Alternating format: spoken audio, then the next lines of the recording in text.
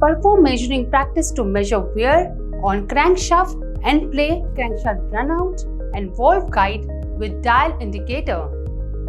Hello, मेरा नाम प्रीति है।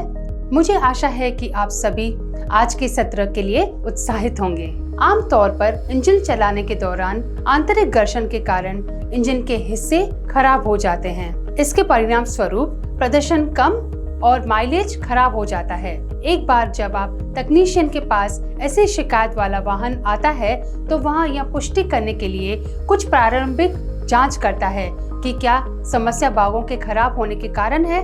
पुष्टि करने के लिए तकनीशियन इंजन को और उसके हिस्सों को अलग करता है। वहाँ विभिन्न माप उपकरणों जैसे माइक्रोमीटर, वर्नियर कैलिपर आदि द्वारा भागों के खराब होने का निरीक्षण करता है। अब मैं ये बताने जा रही हूँ कि डायल टेस्ट इंडिकेटर के साथ क्रैंकशाफ्ट, एंड प्ले और रन आउट वॉल्व गाइड के लिए स्टेम निकासी कैसे करें। इस प्रदर्शन के अंत में आप सक्षम होंगे कार्यस्थल पर डायल इंडिकेटर सेट करने में, डायल टेस्ट इंडिकेटर के साथ क्रैंकशाफ्ट एंड प्ले को मापने में, डायल टेस्ट इंडिकेटर के साथ क्रैंकशाफ्ट जर्नल रन आउट को मापने में, डायल टेस्ट इंडिकेटर के साथ निकासी के लिए वाल्व स्टेम को मापने में। आवश्यक उपकरण, औजार और पुर्जे। मैग्नेटिक बेस के साथ dial test indicator, surface plate, pry bar, V block. आवश्यक उपकरण एवं पुर्जे, सिलेंडर ब्लॉक, क्रैंकशाफ्ट, वाल्व्स। आवश्यक सामग्री, लुब्रिकेटिंग ऑयल, अपशिष्ट कपड़ा। डायल टेस्ट इंडिकेटर के साथ माप शुरू करने से पहले हमें पता होना चाहिए कि डायल टेस्ट इंडिकेटर कैसे काम करता है। इसके दो प्रमुख भाग होते हैं, डायल टेस्ट इंडिकेटर और एक मैग्नेटिक बेस। एक डायल इंडिकेटर के निम्नलिखित भाग होते हैं। डायल जिसमें 100 डिवीजन के ग्रेजुएशन होते हैं। एक अन्य छोटा डायल भी होता है और यह घुमावों की संख्या दर्शाता है। मान लीजिए कि लंबी सुई एक चक्कर पूरा करती है तो छोटी सुई एक डिवीजन दिखाती है। डायल में एक क्रिस्टल कवर होता है जिसे बेजल कहा जाता है। इसे हाथ से घुमाया जा सकता है।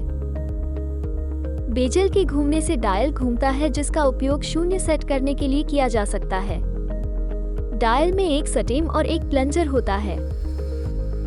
प्लंजर का संपर्क बिंदु उस हिस्से को छुएता है जिसे मापा जाना है और बेजल को लॉक करने के लिए डायल पर एक लॉक दिया जाता है। इसके अलावा प्लंजर टाइप डायल का उपयोग एंड प्ले और निकासी की जांच के लिए किया जाता है और एक लीवर टाइप डायल का उपयोग ओविलिटी और रन आउट को मापने के लिए किया जाता है। मैग्नेटिक बेस से स्टैंड को किसी भी चुंबकीय रूप से आकर्षक सतह पर स्थापित किया जा सकता है। स्टैंड को आसानी से हटाने और लगाने के लिए एक ऑन ऑफ स्विच से चुंबक को सक्रिय और अक्रिय किया जा सकता है। चुंबकीय स्टैंड की भुजा में कई जोड़ और एक अच्छा समायोजन तंत्र होता है। उपकरण के स्थान के लिए जोड़ों का उपयोग किया जाता है और उपकरण के स्थान में सटीक समायोजन करने के लिए यथार्थ समायोजन तंत्र का उपयोग किया जाता है। अब हम डायल टेस्ट इंडिकेटर के साथ क्रैंकशाफ्ट एंड प्ले और रन आउट और वाल्व गाइड निकासी को मापने जा रहे हैं। क्रैंकशाफ्ट एंड प्ले को मापना। क्रैंकशाफ्ट एंड प्ले सबसे दूर अंदर की ओर और सबसे दूर बाहर की ओर के बीच की दूरी है जिससे क्रैंकशाफ्ट इंजन हाउसिंग के अंदर और बाहर जा सकता है। सही एंड प्ले के लिए क्रैंकशाफ्ट और मुख्य जर्नल में से किसी एक पर 2 थ्रस्ट वॉशर दिए जाते हैं। एंड प्ले को मापने के लिए क्रैंकशाफ्ट को सही टॉर्क के साथ कसना होगा। अब क्रैंकशाफ्ट के पिछले सिरे के पास की सतह पर मैग्नेटिक बेस को ठीक करें। डायल इंडिकेटर प्लंजर को ठीक करें ताकि यह क्रैंकशाफ्ट के पिछले सिरे को छू सके। अब क्रैंकशाफ्ट और मुख्य जर्नल के बीच में एक प्राई बार का उपयोग करके क्रैंकशाफ्ट को सामने की ओर ले जाएं। डायल को तब तक घुमाएं जब तक कि डायल का शून्य सुई की ओर न आ जाए और फिर उसे लॉक कर दें। अब प्राई बार का उपयोग करके क्रैंकशाफ्ट को इंजन के पीछे की ओर ले जाएं। देखें कि सुई 0 से अलग जाती है और रीडिंग नोट कर लें। निर्माताओं के विनिर्देशों के साथ इन मानों की तुलना करें और यदि एंड प्ले निर्दिष्ट सीमा से अधिक है तो थ्रस्ट वॉशर को बदल दें। क्रैंकशाफ्ट जर्नल की टूट फूट की जांच करें। सरफेस मेज पर 2 वी ब्लॉक रखें। शाफ्ट को वी ब्लॉक पर रखें और वी ब्लॉक के बीच की दूरी को इस तरह एडजस्ट करें कि वी ब्लॉक के दोनों तरफ शाफ्ट अपनी कुल लंबाई के 1/10वें हिस्से से अधिक न लटके। सरफेस की मेज पर मैग्नेटिक बेस के साथ डायल इंडिकेटर रखें। डायल इंडिकेटर को शाफ्ट के केंद्र पर लाएं। डायल इंडिकेटर की सुई को शाफ्ट पर दबाएं ताकि सुई कुछ विक्षेप दिखाए। डायल को घुमाकर इंडिकेटर की सुई को O स्थिति में समायोजित करें। शाफ्ट को हाथ से घुमाएं और सुई के विक्षेपण को नोट करें। इससे केंद्र में शाफ्ट मुड़ जाएगा। उपरोक्त चरणों को 3 स्थानों पर दोहराएं ताकि शाफ्ट की पूरी लंबाई को कवर किया जा सके। सभी स्थानों पर अधिकतम घिसाव नोट करें। वाल्व गाइडों की टूट फूट की जांच करें। निकासी को निर्देशित करने के लिए वाल्व सेटिंग की जांच करने के लिए सिलेंडर हेड को सतह प्लेट पर रखें। वाल्व को वाल्व गाइड में डालें।